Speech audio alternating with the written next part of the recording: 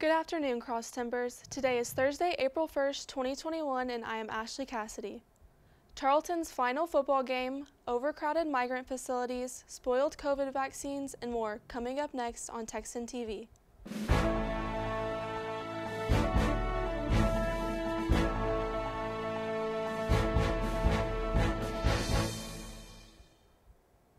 In campus news, today, Tarleton football has their final game of the spring 2021 semester. This game, the Texans will be up against the East Central University Tigers. Kickoff will be at 6 p.m. tonight.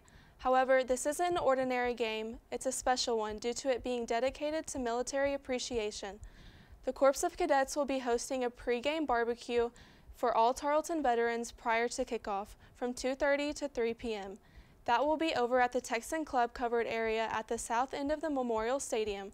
The game will be free to enter for any veterans and their immediate family members. In local news, tomorrow, Hay and Feed Ranch is holding an Easter celebration from 10 a.m. to 3 p.m. There will be free lunch, a petting zoo, live music, an Easter bunny, and more. For more information, visit the Hay and Feed Ranch Facebook page. Also in local news, today is the last day to register to vote for the May 1st general election if you're a resident of the Erath County. To register, you can visit the Voter Registration Department in the Erath County Tax Office in Stephenville or fill out a voter registration application online and mail it to the voter registrar in the county. And now, today's Texas, national, and international news from the Associated Press. In Texas news, over 4,000 migrants are being crowded into Texas facilities in Donna, Texas.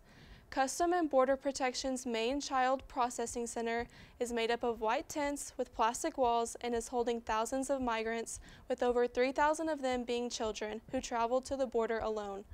The facility is divided into several rooms designed to hold 32 children under CDC guidelines, but each pod currently contains anywhere from 500 to 600 migrant children. President Joe Biden has been under pressure to show transparency of the process and has declined to resume the practice of the Trump era of excelling unaccompanied immigrant children. In national news, Emergent Biosolutions, one of 10 companies being used by Johnson & Johnson to provide COVID-19 vaccines, failed the quality standards check for a batch of vaccines and can't be used. The number of doses lost has not been released. J&J stated that the factory had not been approved by the U.S. Food and Drug Administration produce a certain part of the vaccine. Emergent has been flagged multiple times for a range of issues by the FDA. J&J has said that they will be placing more quality and manufacturing experts in the Emergent factory to resolve this issue. The FDA has stated that they are aware of the situation but have not commented further. In international news, Mexican immigration found a 3-year-old boy, Honduran boy, alone near the Rio Grande. The boy was noticed after 3 women with their children were spotted near the city of Reynosa. The boy was not related to them, but the boy's father claimed him yesterday. After leaving him unaccompanied to hide from immigration agents, migrants have told immigration agents that guides will tell them it's easier to get into the U.S. if they travel with children. The number of migrant children is continuing to increase, with numbers going up 60% just last month. For more of today's national and international news, we turn to the AP News Minute. This is AP News Minute. China on Thursday demanded that the U.S. stop interfering in its internal affairs. The move comes after Secretary of State Antony Blinken reaffirmed a determination made last year by the Trump administration that Hong Kong is no longer autonomous. Rebels fighting against Indian rule in Kashmir on Thursday fatally shot a policeman guarding the home of a local politician in India's ruling party, police said.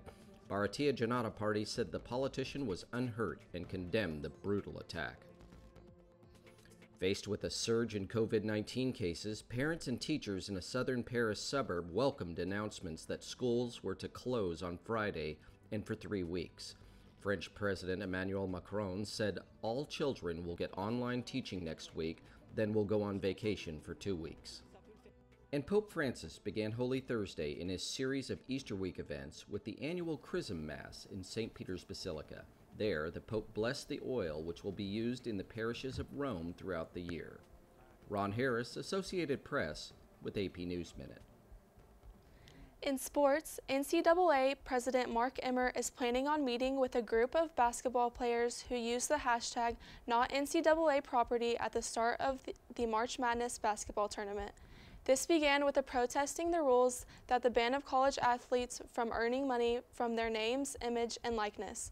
The executive director of the National College Players Association said that Emmert is scheduled to hold a video conference call with players from Michigan, Iowa, and Rutgers on Thursday. The players are hoping that the meeting with Emmert can finally persuade him to see why the players are wanting to desperately make money off their image, name, and likeness. And now for weather, we turn to Carly Speck. Thanks, Ashley. As you can see, we have sunny, clear skies today with a high of 68 and a low of 39. There's a bit of wind that will follow us into the weekend, but other than that, it looks like a fun Easter weekend. Back to the news. This has been a production of the Texan TV News, a product of Texan News Service from the Tarleton State University campus in Stephenville, Texas. Watch us live on Apogee Channel 2.1 in the dorms at 12:30 weekdays. If you live off campus, tune in on Northland Cable Channel 9. You can follow the Texan News Service on Facebook and Twitter, and check out our website at www.texannews.net for all your latest local, state, national, and international news. Today's broadcast was produced by Carissa Cole, Gage Leftwich, and Carly Speck. Have a wonderful day, Texans.